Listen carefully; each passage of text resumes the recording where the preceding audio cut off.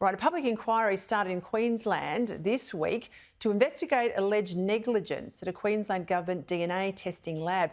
This comes after bombshell findings exposed DNA lab scientists to making untrue statements in court to prosecutors and victims of crime since 2018. That's the allegation. And further allegations that the state-run forensic laboratory deliberately skewed data to convince Queensland Police to change the testing system. This was a big issue in a recent podcast by investigative journalist Hedley Thomas. You'll remember that podcast, Shandy's Story, where he exposed the brutal murder of a 23-year-old Queenslander. And key in all of this, the issue of Shandy Blackburn, was DNA and how it was poorly handled, allegedly in Queensland. Let's go now to Hedley Thomas, who'll tell us more. Hedley Thomas, this... Well, again, all credit to you to get the issue of this DNA testing lab on the agenda and this inquiry. You've written about it in The Australian. What did you uncover that was going on in this lab, and why is it so important, not just to Shandy's murder, but justice in Queensland more broadly? Peter, when I was investigating the murder of Shandy Blackburn in Mackay in 2013, so I was doing this investigation last year, I was fortunate to meet a forensic biologist called Kirsty Wright, Dr. Kirsty Wright. And I went to her because she had the professional skills to be able to help me understand the DNA evidence that was part of the Shandy Blackburn case. That was the catalyst for what we're seeing now. And that's because Kirsty Wright identified in the DNA case files that I showed to her such extraordinary negligence. You've used the word allegedly. I understand why you have.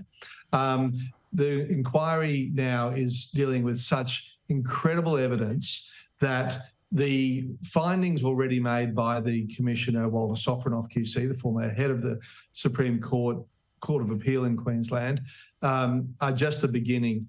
What we are seeing here is probably the worst failure of the criminal justice system in Queensland's history, and possibly of any system. It's certainly by far the most terrifying story I've ever dealt with in my career over 37, 38 years, because what it is showing is that murderers and rapists throughout Queensland over a number of years, and it could be going back as many as 15 years, have got away with their crimes through utter negligence and failure in the DNA testing laboratory.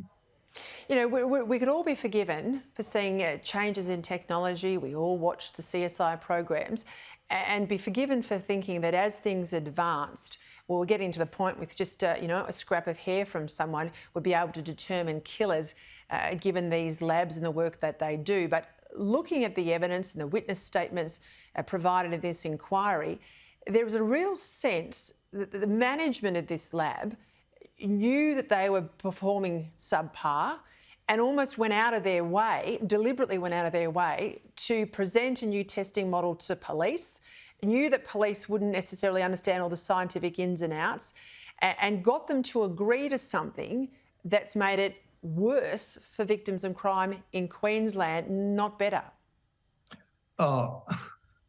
Much, much worse. What the evidence is pointing to is a rogue lab run by rogue management who have decided to play God with the evidence, treat police detectives and police DNA specialists who are not nearly as skilled in the science, can't speak the scientific lingo nearly as well as the scientists in the Queensland Health Run laboratory.